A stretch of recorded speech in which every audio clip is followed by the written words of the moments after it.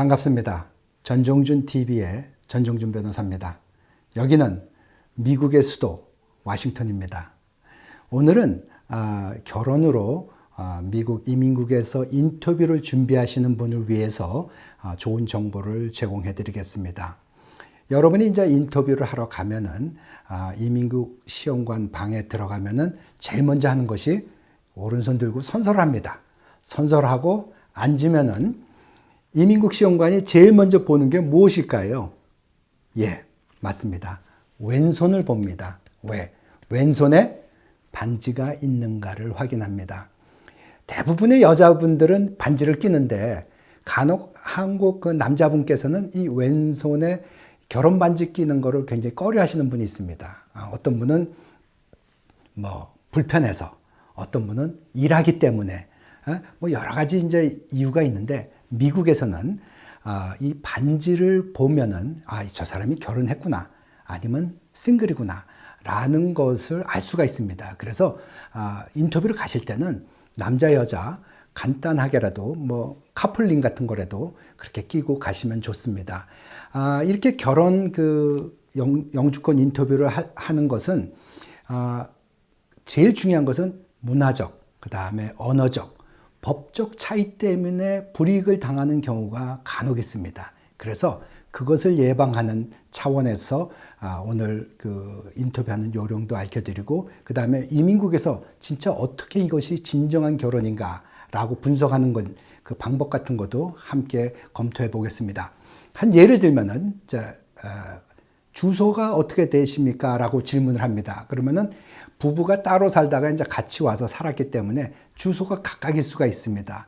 주소는 반드시 하나가 돼야 됩니다. 그래서 시험관이 당신들 운전면허증 좀 봅시다 라고 이제 얘기하면은 여자는 메릴랜드로 돼 있는데 남자는 운전면허증이 버지니아로 돼 있을 경우가 있습니다. 이렇게 운전면허증이 따로 돼 있으면 안 됩니다.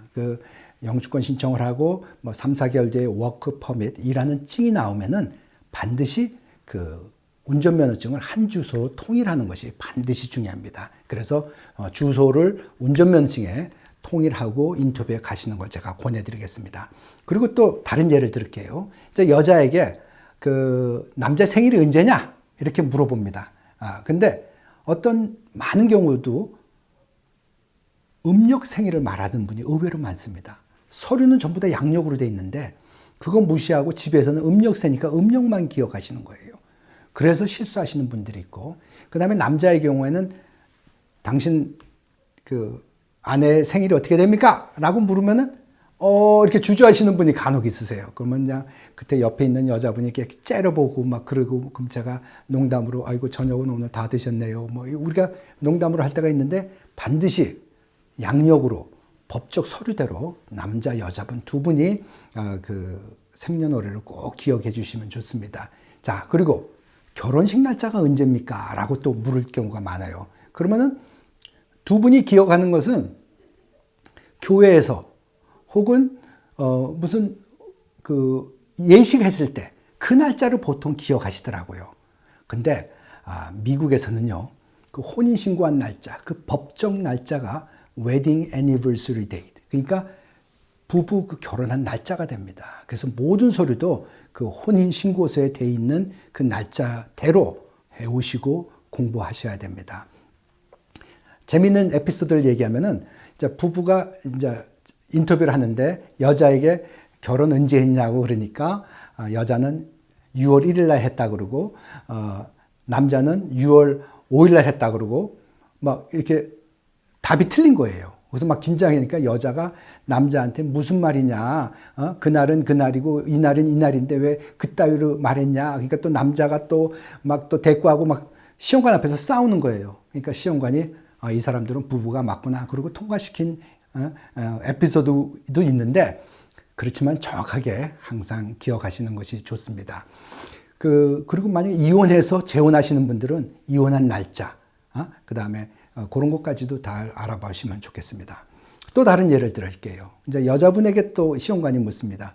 시어머니 이름이 뭡니까? 그러면은 모르겠는데요. 그분은 돌아가셔서 그래서 돌아가신 분을 또 이름을 모르시는 분이 있으세요. 그러더라도 이름을 외우시는 게 좋고, 그 다음에 이제 남자분에게 또 질문합니다. 장모 이름이 뭡니까? 그러면 또 이렇게 주저하시는 분들이 있으세요. 그러니까 인터뷰하기 전에 그 두 부부 관계에 있는 그 가족 관계에 있는 그런 분들의 이름을 어느 정도 좀 이해하시고 외우시고 그렇게 해서 가시면 좋겠습니다. 그 다음에 또 여자분에게 또 이런 질문합니다. 남편의 속옷을 어디에 보관합니까? underwear. 그러면은 서랍에 보관합니다. 이렇게 간단히 말하는데 그러지 마시고 구체적으로 안방에, 그 안방에 있는 옷장에서도 그 3단 옷장인데 그 중에서 맨 위에 왼쪽, 오른쪽 이런 식으로 구체적으로 얘기를 하셔야 됩니다. 또 남자들에게 또 질문하는 것 중에 하나가 그러면 어제 저녁 뭐 먹었습니까?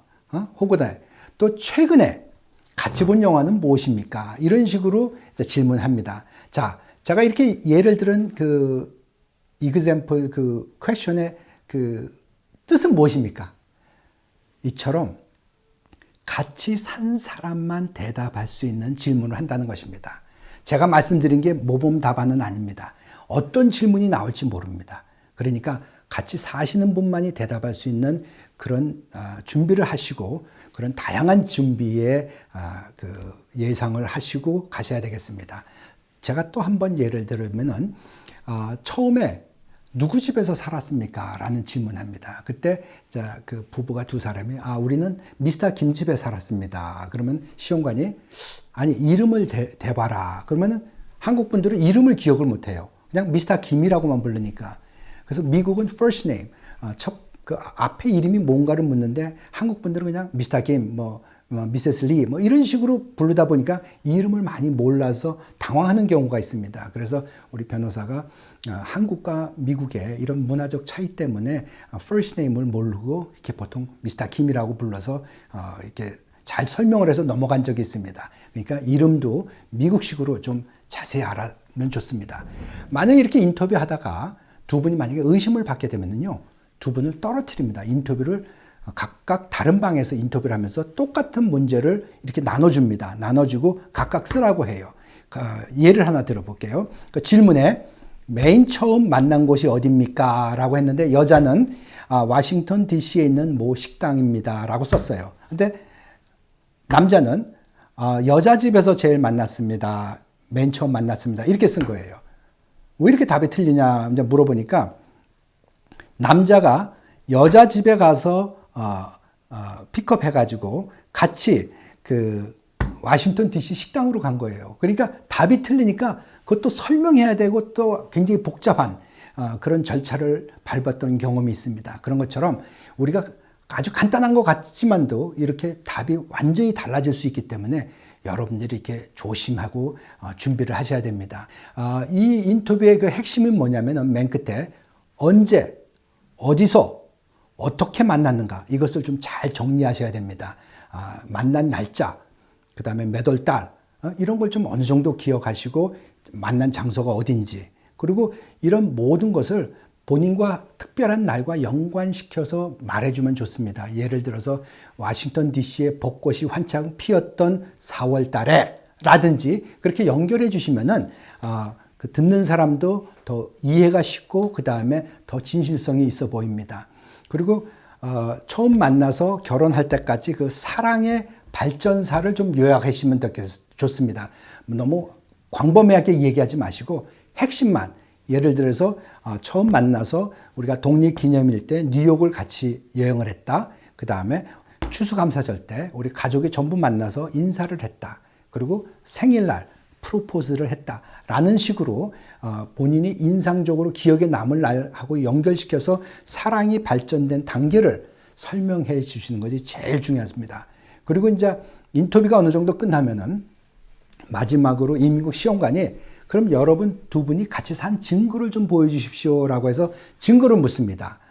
그러면은 제가 과연 인터뷰 때 말한 것이 이 증거 자료와 일치가 하는지를 확인해 보고자 하는 것입니다. 이 증거 자료 준비에 대해서는 제가 다음 편에서 어떤 서류를 준비해야 되는지 함께 논의하겠습니다. 오늘도 마음을 나눠주셔서 대단히 감사합니다. 여러분 승리하세요.